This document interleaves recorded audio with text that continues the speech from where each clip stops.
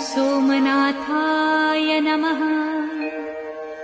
ॐ मल्लिकार्जुनाय नमः। ॐ महाकालेश्वराय नमः। ॐ ओंकारेश्वराय नमः। ॐ वैद्यनाथाय नमः। ॐ भीमशंकराय नमः। ॐ रामेश्वराय नमः। ॐ नागेश्वराय नमः।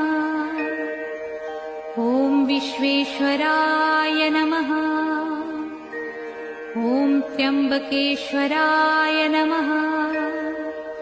ॐ केदारेश्वराय नमः।